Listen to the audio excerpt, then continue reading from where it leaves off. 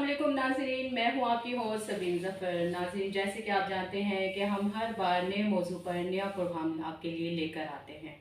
नाज़रीन, जो सियासी जमातें एक विजन के साथ चलती हैं वही जमहूरी अमल को आइन के मुताबिक चला सकती हैं। वो ना सिर्फ मुल्क की अपनी कौम की तामीर तरक्की के लिए काम करती हैं, बल्कि इसके साथ साथ जो भी मुश्किलात उनको पेश आती हो उसका बड़े नडर होकर मुकाबला भी करती हैं। फिर एक वक्त ऐसा भी आता है जब वो हुकूमत का एक अहम हिस्सा बनने के साथ साथ सियासी इक़्तिदार में या सियासी दौर में एक रोशन मिसाल बन के आगे आती हैं। इसी मौजू पर बात करने के लिए आज हमारे साथ डॉक्टर इरशाद अहमद खान साहब मौजूद हैं, जो कि NA47 के वाइस प्रेसिडेंट हैं, इस्लामाबाद से ताल्लुक़ रखते हैं। आइए उनसे बात करते हैं। अस्सलाम वालेकुम डॉक्टर साहब, कैसे हैं? वालेकुम अस्सलाम, आप कैसी हैं जी? अल्हम्दुलिल्लाह ठीक ठाक। डॉक्टर साहब, ये बताएं कि जैसे कि नून लीग की हुकूमत पंजाब में तो बन चुकी है और इसके साथ साथ वफाक में और बलूचिस्तान में बनने जा रही है। जो अवाम ने एक्सपेक्ट कर रहे थे आने वाली गवर्नमेंट से, क्या उसकी तवक्कुआत, अवाम की तवक्कुआत पर पूरा उतर सकेगी ये गवर्नमेंट? बहुत शुक्रिया जी। मैं तो ये कहूँगा कि आपने बात की पंजाब की, वाकई पंजाब में एक हिस्ट्री बनी। पहली खातून वज़ीर आला मरियम नवाज शरीफ साहिबा बनी। हमारी पार्टी का विजन हमेशा पाकिस्तान की तामीर और तरक्की, एजुकेशन, हेल्थ की तरफ बिल्कुल फोकस करते हैं। तो आप ये देख लीजिएगा कि मरियम नवाज शरीफ साहिबा वज़ीर आला का उन्होंने हलफ उठाया और हलफ उठाते ही उन्होंने जितने बेहतरीन किस्म का पैगाम पाकिस्तान को, आवाम को, पंजाब को दिया, मैं समझता हूँ उन्होंने तारीख बनाई। आज पहला दिन था तो उन्होंने आज ही से कहा क्लीन पंजाब। अब ये देखिएगा कि जो हमारे मुल्क के छोटे छोटे शहरों में भी आप देखिएगा कि जो गटर उबलते थे और जो सड़कें टूटी हुई थी, जो लोग मसाइल का शिकार थे। आप लाहौर को तो हम पेरिस कहते ही कहते हैं। अभी जब भी बनी, पाकिस्तान ने तरक्की की, इंफ्रास्ट्रक्चर में काम हुआ, हॉस्पिटल्स बने, यूनिवर्सिटीज़ बनी और खेलों के मैदान, मैं ये समझता हूँ कि खेलों के मैदान जितने, हालांकि मेरे कायद मियां मोहम्मद नवाज शरीफ साहब वाकई जब जवान थे तो क्रिकेट खेलते थे और मुझे अच्छा लगता है। मैं उनकी बहुत सारी हिस्ट्री में देखता हूँ, उनकी वीडियोस देखी हैं मैंने कि वो मेरे कायद क्रिकेटर भी थे और क्रिकेट खेलते थे और वो पसंद करते हैं खिलाड़ियों को। उनकी पसंदीदगी की वजह से इमरान खान लीडर बना और उसने आते ही वो यार मार है। मैं ये समझता हूँ वो दोस्तों को जिसने उसके साथ भला किया उसने उसका नुकसान ही किया। आप अलीम खान साहब को देख लीजिए, जहांगीर तरीन साहब को देख लीजिए, मियां मोहम्मद नवाज शरीफ साहब, और उन्होंने जो उनके लिए किया, कैंसर हॉस्पिटल का उनको प्लॉट दिया, फिर उनको डोनेशन दिया। मैं ये समझती हूँ मेरी कायद ने वो कुछ इनके लिए किया कि ये बहुत सारा ऐसा एहसान फरामोश इंसान हमने दुनिया में देखा ना देखेगा कोई, और ना दिखाए, खुदा ना करे कि वो यार मार हो और जो एहसान करे उसके एहसान का बदला उसको जुल्म की शक्ल में दे। ठीक हो गया। अच्छा, जैसे कि आपने इमरान खान का जिक्र किया है, तो जब PTI का दौरे हुकूमत था तो उन्होंने नून लीग की जमात को एक साइड पर लगा दिया था। अभी जबकि नून लीग की हुकूमत आ रही है तो क्या वो PTI के ही नक्शे कदम पर चलेंगे? देखिए, हम हमेशा नारा एक ही लगाते हैं, बदला नहीं बदलाव। मैंने तो आपके प्रोग्राम में शुरू में यही कहा कि हम बदला लेने नहीं आए, हम बदलाव के लिए आए, हम पाकिस्तान की तरक्की के लिए आए। हम वो नौजवान जो इमरान खान ने भटका दिए, जिनको लाइन से हटा दिया, पटरी से हटा दिया, उनको लाइन पे चढ़ाएंगे, उनको रोजगार देंगे, उनको कारोबार देंगे, उनको तालीम देंगे, उनको खेलों के मैदान देंगे और फिर मालूम होगा उनको कि नौजवानों के लिए करता कौन है काम और पाकिस्तान का असल मोहसिन कौन लोग हैं। अब ये देखिए, कहते तो ये हैं कि जी पार्टी, काफ़ी सारी पार्टीज मिल करके हुकूमत बना रही। मैं ये समझता हूँ कि जितने भी मोहसिन पाकिस्तान है वो लोग मिल करके पाकिस्तान की हुकूमत बना रहे हैं। मैं ये समझता हूँ कि पार्टीज हुकूमत नहीं बना रही हैं, पाकिस्तान की हुकूमत बनाने वाले वही लोग हैं जो पाकिस्तान बनाने वाले हैं, जिन्होंने पाकिस्तान की जड़ों में, जिनके आबाओ अजदाद का खून शामिल है, जिन्होंने पाकिस्तान को आज़ादी दिलवाई, उनके बच्चे, उनकी औलाद, उनके लोग, वही लोग जो मोहसिन पाकिस्तान है, वो फ़ख्र पाकिस्तान है। ठीक हो। मईशत की सूरत हाल आपके सामने है, काफ़ी तशवीशनाक है। तो अगर आप लोगों की जो गवर्नमेंट, नून लीग की गवर्नमेंट आ रही है, अगर वो सही फैसले नहीं कर सकती तो इस चीज़ का खर्चा है कि दोबारा से मुल्क डिफॉल्ट की तरफ जाएगा और सारा इल्ज़ाम जो है आपकी हुकूमत आप इस बारे में क्या आप कहना लोगों है? के देखिए, जितने भी आप मीडिया पर्सन हैं ना, मैं हैरान होता हूँ आप लोगों की बातों से, जो बातें आप करते हैं और जो सवाल करते हैं, बड़ी हैरानगी होती है। मैं ये कह रहा हूँ कि अभी मरियम ने एक दो रोज़ पहले हलफ उठाया, मैंने आपके शो में शुरू में ही कह दिया कि आप देखते जाइए, दूध देखिए, दूध की धार देखिए, वक्त देखिए, और मैं ये समझता हूँ कि पंजाब से शुरू हुआ काम वफाक में आएगा और पाकिस्तान मजबूत से मजबूत तर होगा। लोग आएंगे, यहाँ रेल पेल होगी बिजनेस की, यहाँ टूरिज़्म होगा, मुल्क में इतना काम होगा हमारे लोगों को। अभी तो हमारे कायदीन का विजन ये है। अच्छा डॉक्टर साहब, ये बताएं कि इलेक्शन हुए हैं, इस बार भी हस्बे रिवायत इलेक्शन पर धांधली का इल्ज़ाम लगाया गया है और बड़े बड़े पैमाने पर मतलब धांधली की गई है, कहा यह जा रहा है। तो आपका जो अदालतों में इसके केसेस जो चल रहे हैं, आपका उस बारे में क्या कहना है? मेरा कहना यही है, पीटीआई के बारे में मैं ये कहता हूँ, मीठा मीठा हप हप, कड़वा कड़वा थू थू। कि आप ये देखिए कि केपीके में उनकी हुकूमत बनी, केपीके में उन्होंने क्लीन स्वीप किया, तो वहाँ तो वो कहते हैं धांधली नहीं हुई। जहाँ आवाम को अक्ल शऊर के साथ वोट दिया, जहाँ मोहब्बत के साथ पार्टीज को वोट दिया गया, ठीक है, वहाँ ये कहते हैं धांधली हुई। मैं ये समझता हूँ कि बड़ा फेयर इलेक्शन हुआ, और मैं आफरीन है मुझे, और मैं सलाम पेश करता हूँ इलेक्शन कमीशन को, मैं सलाम पेश करता हूँ अपने इदारों को, सिक्योरिटी एजेंसीज को, जिन्होंने इतना पुरअमन और इतना खूबसूरत तरीके से इलेक्शन करवाया कि लोग अभी तक हैरान हैं कि मेरे मुल्क में अल्लाह ना करे कि जो कुछ खून खराबा होता था इलेक्शन के दिनों में, बिल्कुल कुछ नहीं हुआ। आपने देखा कि बेहतरीन तरीके से इलेक्शन में बेहतरीन तरीके से हुकूमत बनने जा रही है। हाँ, कुछ लोग हैं शरपसंद जो नहीं चाहते कि मेरे मुल्क में अमन रहे, लेकिन उनको अपनी मुँह की खानी पड़ेगी, और इंशाल्लाह पुरअमन रहेगा पाकिस्तान, क्योंकि सबसे पहले पाकिस्तान, पाकिस्तान जिंदाबाद। ठीक हो गया।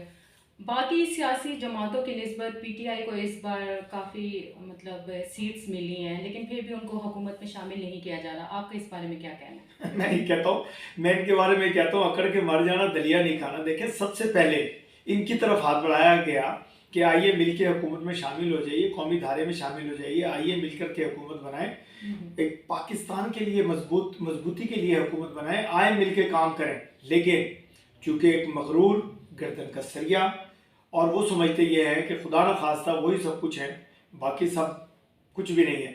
तो मैं समझता हूँ जो लोग इस तरह की सोच रखते हैं, ना वो कभी कामयाब होते हैं, ना कामयाबी उनके कदम चूमती है, ना ही अल्लाह और अल्लाह का रसूल उन पर राज़ी होता है। क्योंकि जो मगरूर होता है, मगरूर का सर हमेशा नीचे रहता है, और जो झुकता है उसी को फल उसी को लगता है जो दरख्त झुकता है। तो इंशाल्लाह अब देखिए, हमारे कायदीन तमाम पार्टी जो हुकूमत बनाने जा रही हैं, उन्होंने पाकिस्तान के लिए, मैं समझता हूँ कि इस वक्त कुर्बानी मांगता है पाकिस्तान।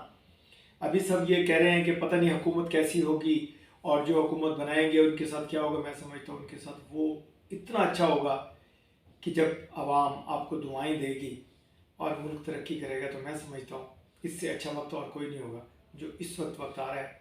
और आपसे मैं यही कहूँगा कि दुआ कीजिए, पाकिस्तान मजबूत से मजबूत तर हो और हमारे इदारे भी मजबूत हों। ठीक हो गया।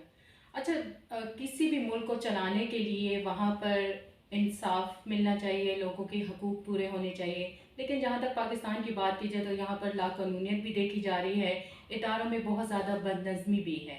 तो आप क्या समझते हैं कि इसको आने वाली जो गवर्नमेंट हमारी इलेक्ट हो रही है, तो वो इस पर इन तमाम मसाइल को कवर कर सकेगी, इन पर काबू डाल सकेगी? देखिए, मैं ये समझता हूँ कि मेरे इदारे मजबूत भी हैं और अपने रास्ते पर हैं।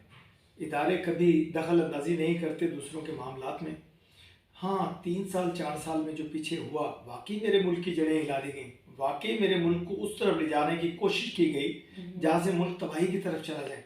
ऐसा हुआ नहीं, क्योंकि हमारी सिक्योरिटी एजेंसी जाग रही हैं, हमारे लोग जाग रहे हैं, मालूम हो गया था कि क्या हो रहा है पाकिस्तान में और क्या करने जा रहे हैं पाकिस्तान के लिए।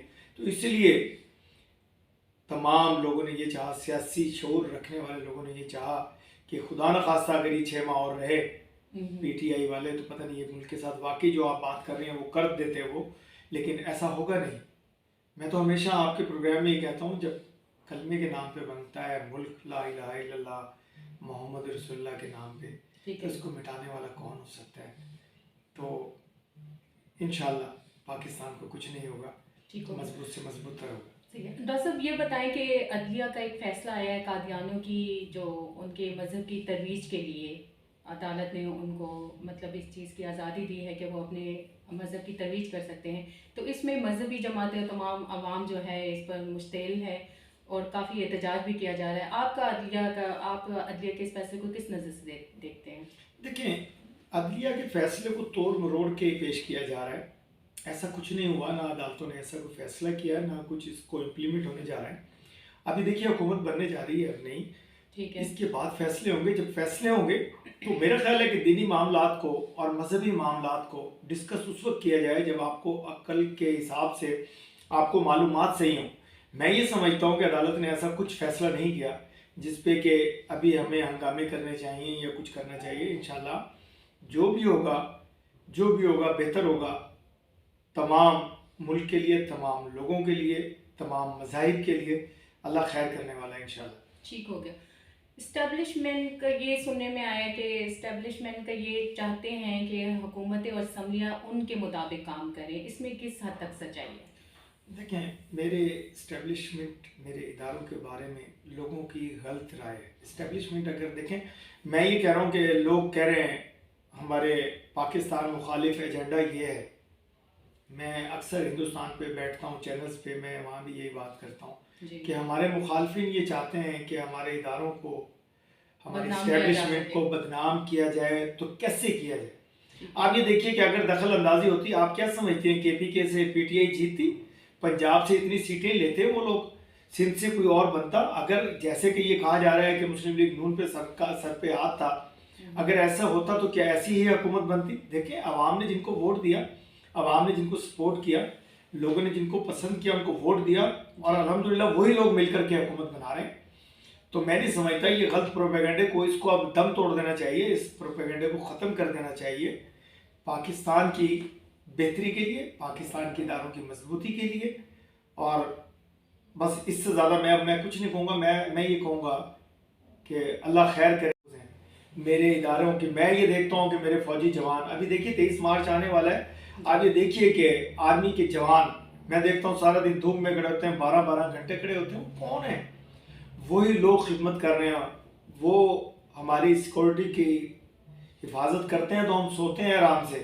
वो हमारी हिफाजत करते हैं, बॉर्डर्स पे हमारे इदारे सिक्योरिटी एजेंसीज को कंट्रोल करते हैं, तो हम इस तरीके से बैठे हुए हैं। वरना तो कुछ अरसा पहले ये भी पता चला था कि पहाड़ों में, मारगला की पहाड़ों में पता नहीं कौन लोग आ गए और हमें खा जाएंगे।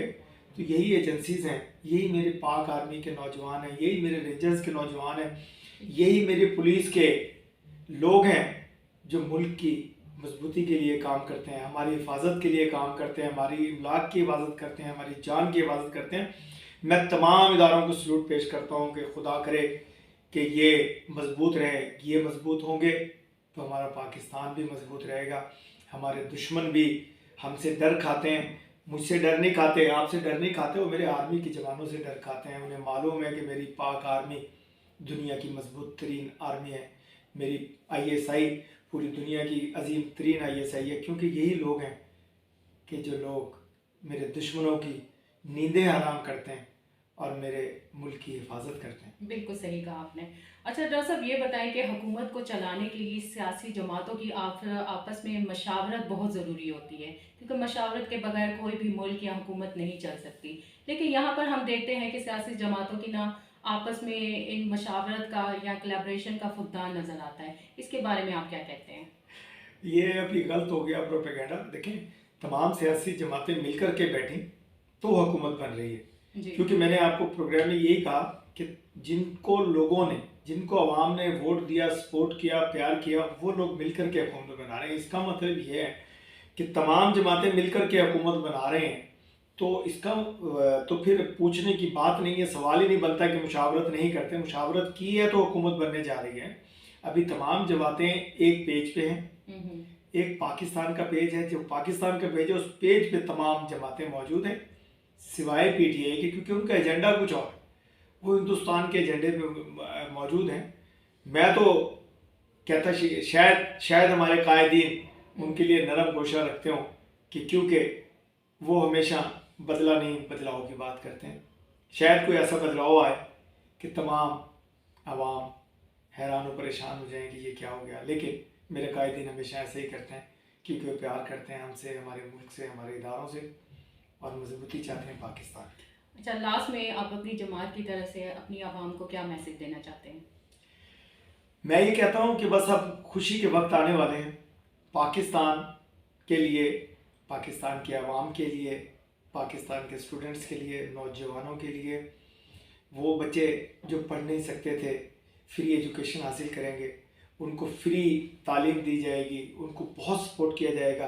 तो मैं आप सबको यही कहूँगा कि नारा लगाइए, पाकिस्तान जिंदाबाद, पाक आर्मी जिंदाबाद। बहुत शुक्रिया डॉक्टर साहब आपका। जी नाज़रीन, जैसे कि आपने डॉक्टर इरशाद अहमद खान की बातें सुनी। नाज़रीन, पाकिस्तान की जो सूरत हाल बनी हुई है वो ईमान, तंजीम और इत्तेहाद के तकाज़ों को पूरा करने के साथ ही बेहतर हो सकती है। इसी के साथ ज़रूरत इस बात की है कि हर शहरी अपनी ज़िम्मेदारी का एहसास करे, तो वो वक्त दूर नहीं कि पाकिस्तान को तरक्की की दौड़ में सबसे आगे आने में कोई दुश्वारी नहीं पेश आएगी। इसी मैसेज के साथ सबीन ज़फ़र को इजाज़त दीजिए। अपना बहुत ख्याल रखिएगा। अल्लाह हाफ़िज़।